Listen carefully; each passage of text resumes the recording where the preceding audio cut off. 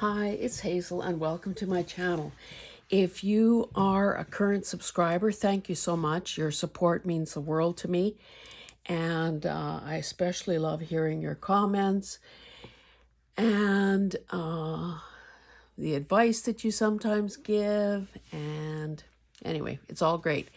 If you have stumbled onto this video and to this channel by accident, by all means, welcome, and I hope that you find it worth your time and while to come back again and check out the content.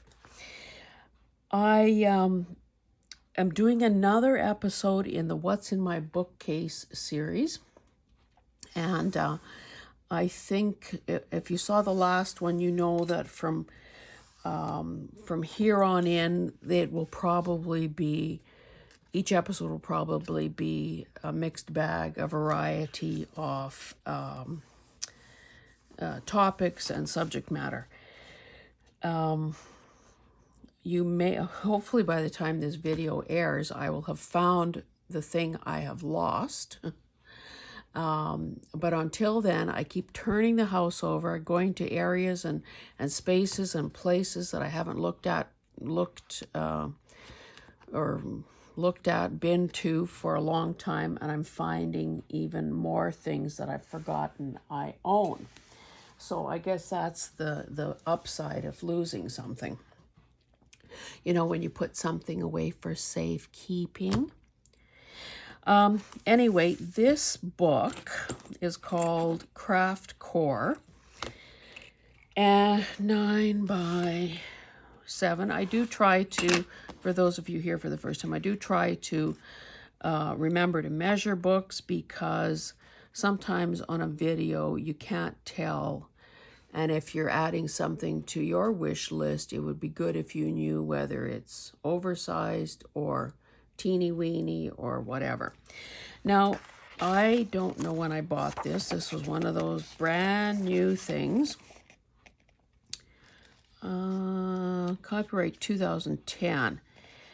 And I think this was during the time when I was spending more time reading about other people crafting and setting up businesses and doing all those things than actually, you know, putting my shoulder to the wheel and doing my own thing. So these, and again, there's value to something like this, especially if you're thinking about maybe, let me take that back. Maybe there is something inspirational in reading other people's stories, but honestly, I think a person just needs to bite the bullet and get out there. I've said it before and I'll say it again. There is no perfect moment. You will never feel, especially if you're a female, you will never feel perfectly ready. You'll never feel that you know it all, that you're ready to, to turn on the camera or to share what you're doing, because no such day exists. So yeah, maybe there's something here, just interesting reading, but for heaven's sakes, don't wait, just do.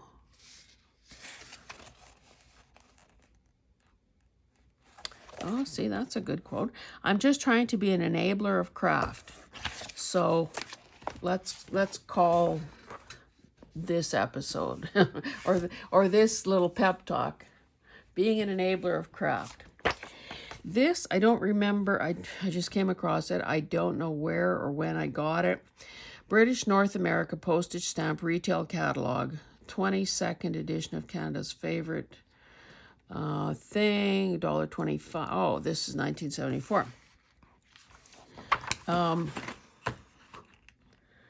Just over 9 by 6. Little skinny little guy. And all blue, sort of an indigo blue color in here. So, you've probably seen other books like this or whatever, they are great for using, you know, just a staple closure. So it'd be easy to take it apart without damaging any of the pages. And they'd make a great addition to virtually any journal. In this case, if you were doing a blue themed thing, this would be perfect. If you just liked numbers and lists and, you know, different columns of things, pages like this are great. So I don't need to sell you on that. And then quite often I buy books that just interest me. So this was obviously discard from the Edmonton Public Library, almost 10 by 7.5. Let me just double check. Oh yeah, my camera's up high enough that I couldn't go out of frame if I tried. Garage sale. So I probably bought it at somebody's garage sale. Okay, so Palmistry, How to Chart the Lines of Your Destiny by Roz Levine, 1992. So I have books, and I don't think I've ever shown you that. I have other books sort of like this. I have other books on reading palms, but also books on handwriting analysis, that sort of thing. So you can see that this has really sort of been, dare I say, dumbed down, so that, you know, any of us could figure out on our own hand what it is that we're seeing. Well, hopefully we can. So now this one seems to be more related to love. Artistic hand. Countless ways in which people find expression. Potters, painters, sculptors, blah, blah, blah, blah, blah. So, you know, it is a whole... I wonder, would anyone allow their fingerprints to be in print this day and age with so much identity theft and criminality out there? Even these pages are cool because, of course, don't we all gravitate to collage-like things? Okay, kind of a rough-looking one, but again, interesting. Okay, well, let me show you this one next. I did find a few more art books. Oh, here's that other copy of The Artist's Muse. Talked about that in last week. Okay, I thought this was a great thing when I wanted to reignite my interest in acrylic a few years ago. Northlight has a series of books. This one is sort of one of those coil bound, 11 1/4 by just over 9. And you can tell by the number of flags that I've added to pages how useful I thought this book was. So let's just find one of these and see why I might have marked it. Pattern fabric.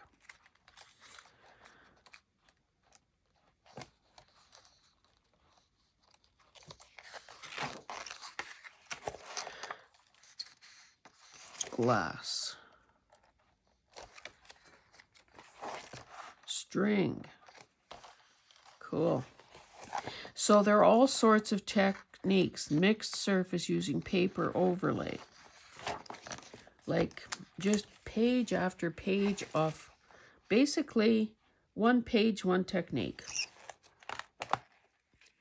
So this is a great book. Crackle effects with hide glue. Did I tell you the year on this? You know, sometimes these technique books become somewhat dated in that products keep evolving. Yeah, so this is 2007. That's kind of a long time ago in terms of what products might be available to a person now. Preserving your work, and then a gallery of some effects. So really nice book. Let's do a couple more art books. These two are by Ian Sidaway. Let's just give you, an idea of size. 11 1/4 by almost 9, 8 3/4. So you can see drawing, pastels, and again, I'm sure we're not going to find anything revolutionary in here because we spent a lot of weeks looking at art books, so it's a combination of process or progress type photos, techniques, and finished works. And this, of course, is about drawing.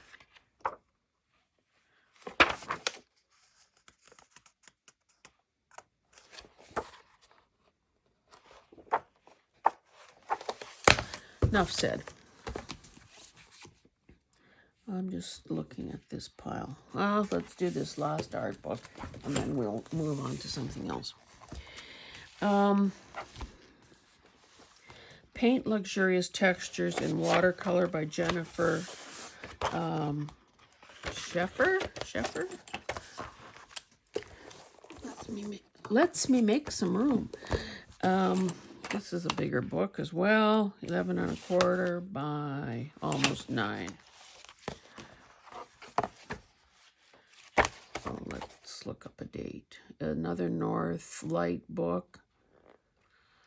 2005. So again, that typical watercolor look. Stargazer. You know, so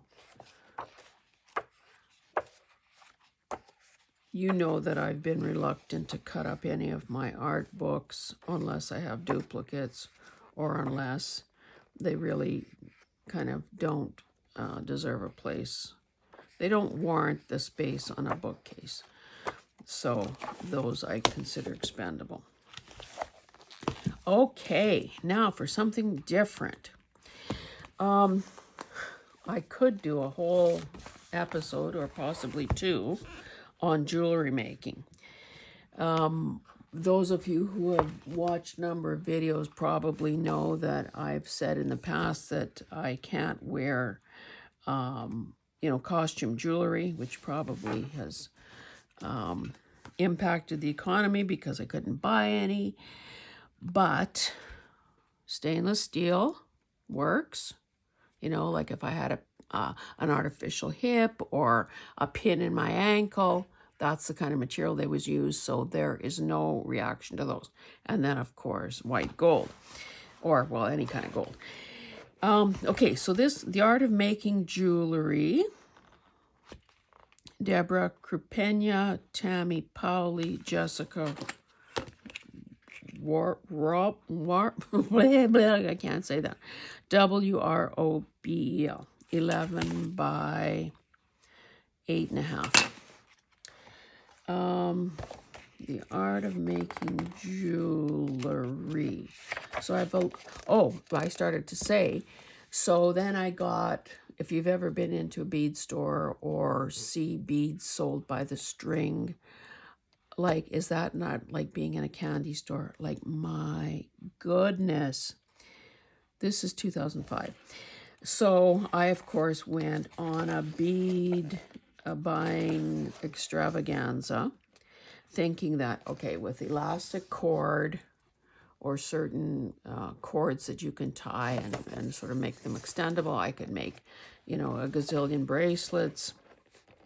I did find some stainless steel findings, some gold-filled, like shepherd's hooks and so on for earrings. I did make a heck of a lot of jewelry, And for a while there, that seemed to be the rage, and I was wearing it along with, the rest of the population. But I think sometimes these things are a little cyclical, and a person, especially if you're not going out into the world, like to a job every day, jewelry becomes kind of more, I don't know, extraneous. I find it odd that, okay, at home, I don't wear any jewelry at all, except for, like the odd video. If I put on jewelry in the morning to go out somewhere, the first thing I do when I get into the house, after the pee break, is go to the bedroom or go to the closet and remove all the jewelry. Like, I don't know, all of a sudden it seems like it doesn't belong, it's heavier, I don't know. That's crazy. I mean, it's clearly all in my head. But you can see that this book is a variety of some techniques, some beautiful photography, some pieces that are more artistic than functional. I mean, this is my speed. That's what I can do. And again, more out of necessity. This looks like it's done on that, those springy, what do you call them? Those wire coils that are memory wire, bracelet-sized memory wire. Got a noodle of those. Anyway, that's the one jewelry book.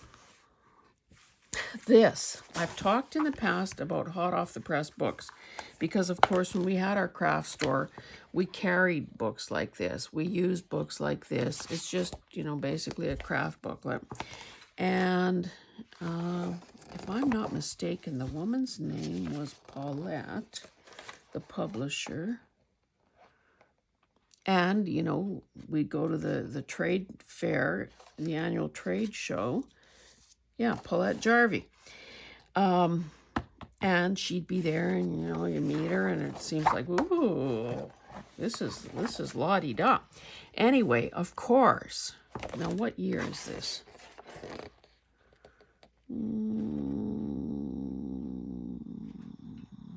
2003. So, Altered Books, my goodness, what a concept it was mind-blowing. So, learn how to create niches, windows, partial pages, tags, pockets, envelopes, foldouts, drawers, slits, and unique covers. Like, this would have been the gateway drug to junk journals and altered books, and art journals. And so obviously I need to read this book from cover to cover and just see which of these techniques are still kind of legit or unique to what it is that we're trying to do. Tags. Lumpy tags. Vellum pockets.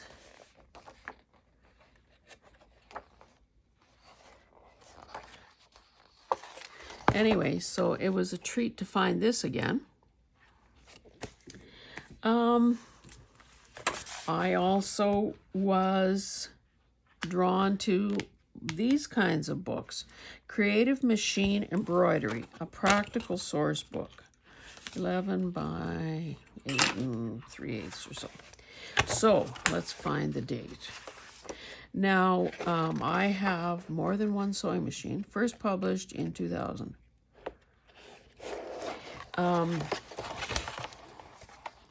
I actually bought one of those, what are they called?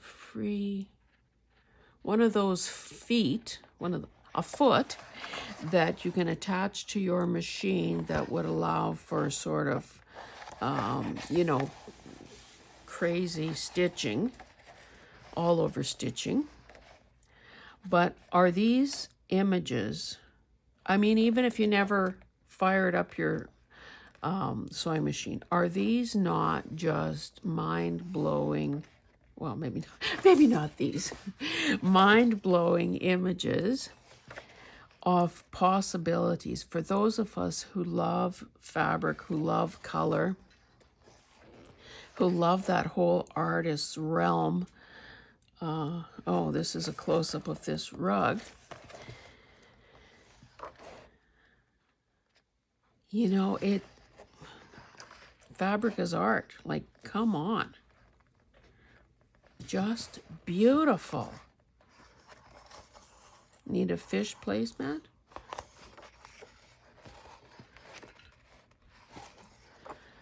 Now, I'm sure I can do stitches like this on my most expensive, but it's kind of getting old by now too, Singer, that I initially thought was way too good to use for journal making or paper crafting.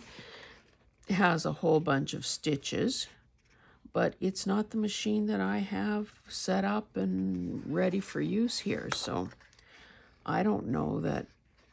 Okay, manipulated fabric sampler.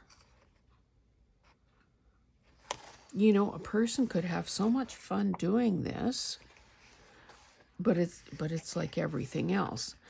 We have a finite number of minutes in a day, hours in a day, days in a lifetime. So, woven bands sampler. So a person kind of needs to,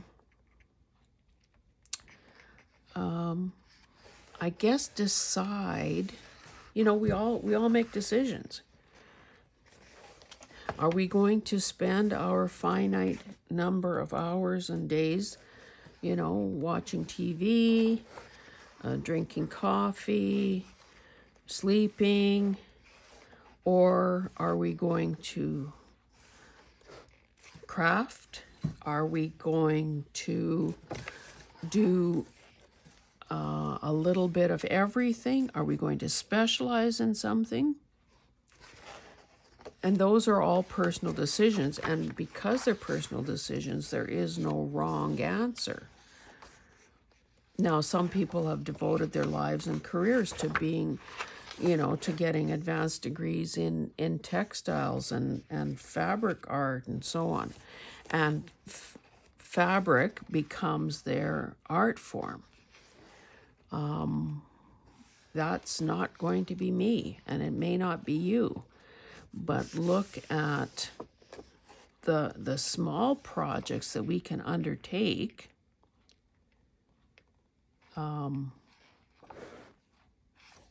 Sewing around envelopes that we can undertake just to add something interesting, tactile to our journal projects. And of course, if a person finds that, oh, I love fabric more than paper, then you take that lane and run with it. Sorry if I'm spending too much time on this book, but it's obviously a long time since I've looked at it, and I cannot get enough of it. And it looks like there's enough, I don't know, they don't say beginners, but I'm thinking that there are probably beginner grade projects in here.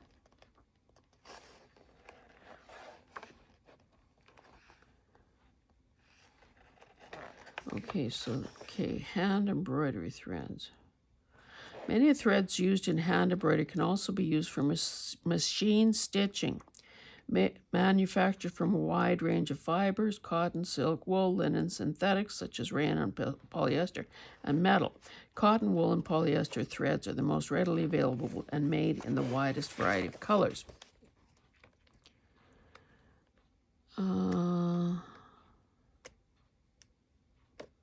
So they talk about pearl cotton, mercerized cotton thread with a very shiny finish, supplied in skeins or balls, and has a more pronounced twist than six-stranded cotton, but it cannot be split. It produces an embossed effect when stitched. Sizes range from 16, 12, 8, and 5 to 3.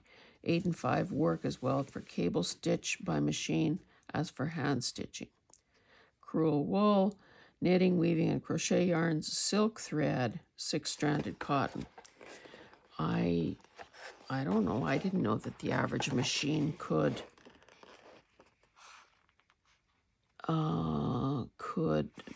be used in a machine. Maybe they talk about that. Batting, disappearing fabrics. Okay. Decorative stitches and lettering beautify otherwise plain ribbons. The ribbons are tacked, basted to a much longer and wider piece of tear-away stabilizer before stitches are applied. The ribbon edges may be singed to prevent fraying or turned under.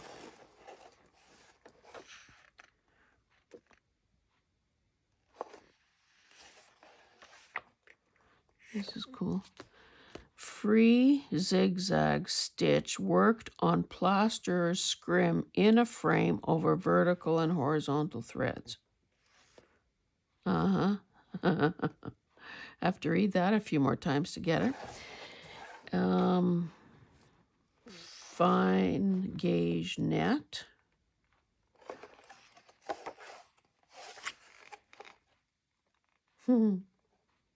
Just love looking at this to see all that there is to see. Creative Machine Embroidery, a practical source book, Gail Harker. Okay, and these two will warm the cockles of your heart. No, let me do this other one first. The complete book of bookbinding, 12 by a little over 9. Joseph Cambras. Nice, and papers. Now, I have to say, I bought this a few years ago, I think at a sort of an artist collective in the States. This is 2004. Now, this is something that someone like Nick the Booksmith could pull off.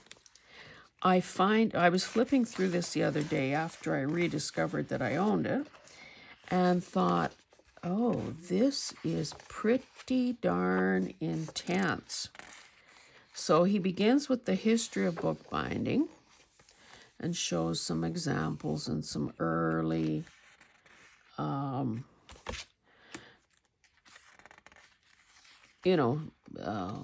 samples.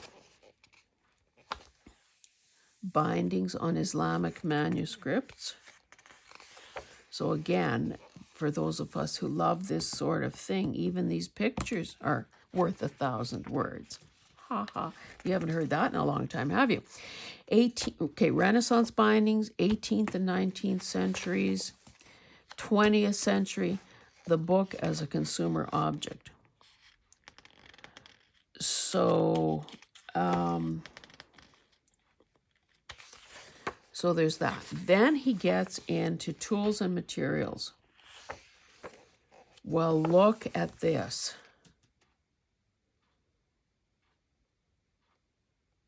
Now, I'm sure that some of this is intended, like an electric guillotine. I'm sure that some of these are intended for publishers, not for the home crafter or the home bookbinder person like us. Different hand tools.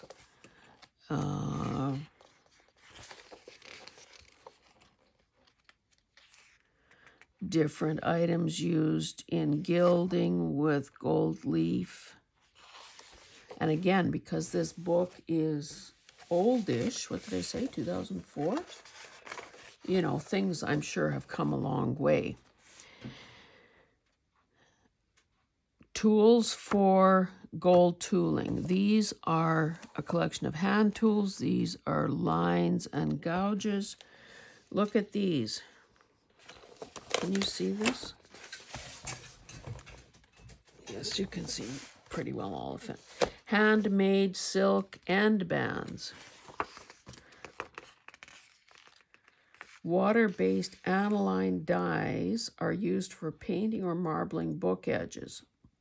Sometimes, although rarely, they are used for dyeing leathers, such as in a curtain binding, whatever that means. So you read one thing, and then you need to research, 16 more things to understand what you just read. So I'll speed things up here because, again, I don't think that most of us are ever going to do things to this degree of, perfection and craftsmanship. It seems to me you'd have to be a master, both to, have all those tools and spend making a sewing frame for home use. A sewing frame is a basic bookbinding tool that you'll use often. Without it, it's difficult to secure signatures properly and produce the correct tension in the cords.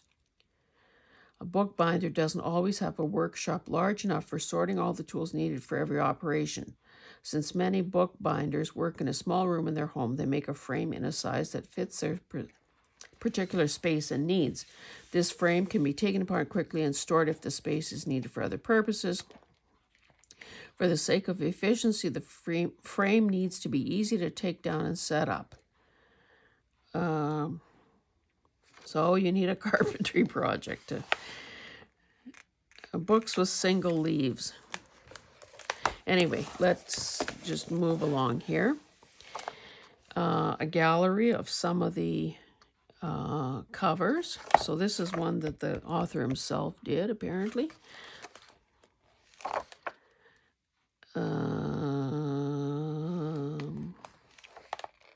Look at this. Look at all the tools he's using. Gold tooling, the turn-ins and board edge. Slip cases. Slip case edged in leather. A drop spine tray. A portfolio with flaps for graphic works. Some of these books look so perfect, I think a person might be afraid to touch them. Never mind, crack them open and use them.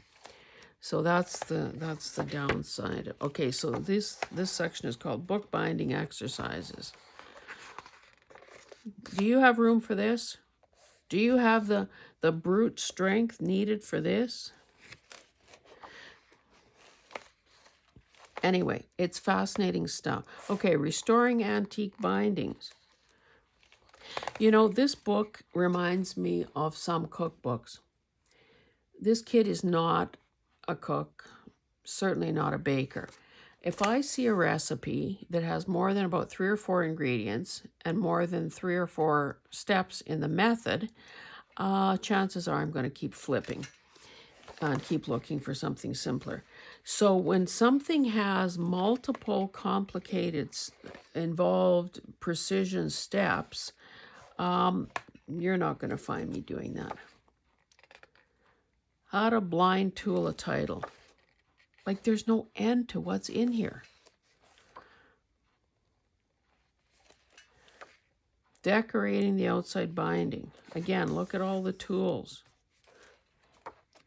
Anyway, you get the idea.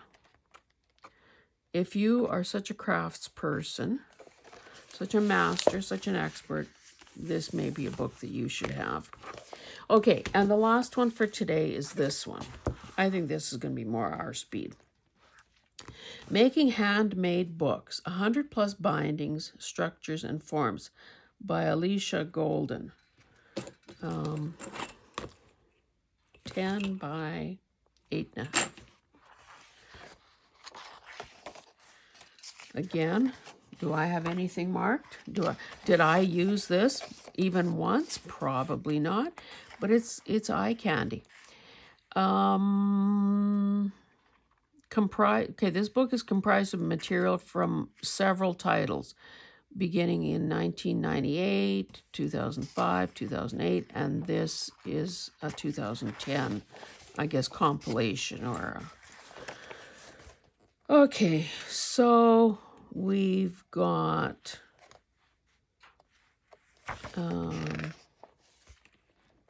some samples, materials and methods, toolbox. Now this looks more achievable for mortals.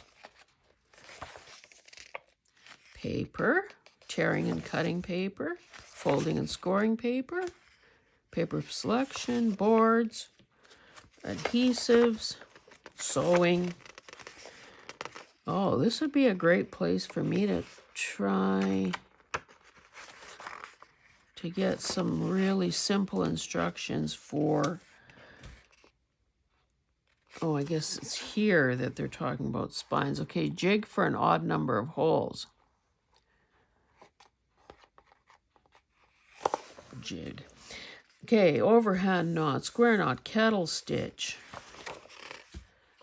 So let's maybe start flipping from the back and see what we can see. So there are obviously samples, working with the elderly, a secret collaboration. And again, some of the books that would be featured in here are basically, you know, pieces of art. They're aspirational. They're not something that the average journal maker is going to use on a regular basis. They, I would say, and again, maybe I'm wrong, but from my perspective, they are something that the result is an art form on its own. It's not, dare I say, practical. Distressed book covers, recesses and insetting a title, attaching the book block, covering a mistake. What? Only one paragraph and 2 diagrams? That should have been a whole chapter. Case binding, a flat spine, hardcover, single signature, split board, whatever that means, wrapped hardcover, covering separate boards, open spine soft cover, soft wrap cover.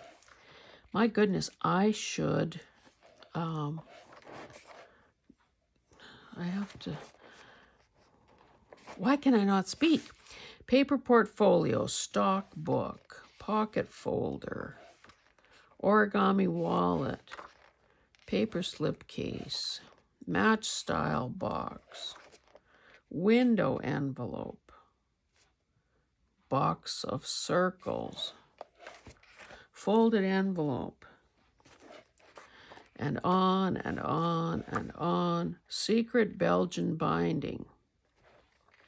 I guess it's a secret no longer if it's in this book. Now, to me, this looks like, OMG, is this an IQ test? What is going on here? So chances are you're never going to see me doing that. Oh, multiple signature with rounded spine. I think there are people doing that. They probably know how to do macrame too. Multiple signatures onto a ribbon. Oh, look at this. Too many ingredients, too many steps. Okay, Jacob's ladder. You know, if there are 28 steps, no, not for me. 3-panel Jacob's ladder. Cross flexagon. Tetra flexagon, whatever the heck that is. Square flexagon. Pop-up card. Movable books. Accordion with tunnel. Accordion. Tabbed accordion, double scroll, hanging scroll, sewn as one, 2 sewn as one. Paper bag book, single signature binding. Hardcover for side binding. Sidebound book. Fan book, stick binding. That's where you need to get a branch. Simply sewn. Tunnel book with continuous sides. Flag book with fortunes. Oh, that's cool.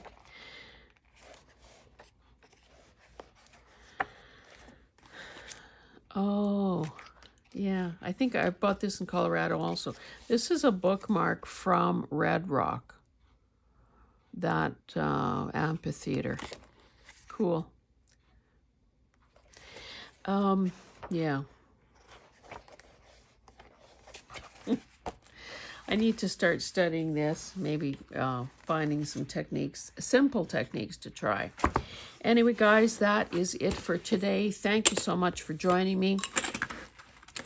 Hopefully you saw some titles here that you didn't know existed, and maybe will be adding to your shopping list. I thank you for joining me. I hope that you are adding to and enjoying your own library.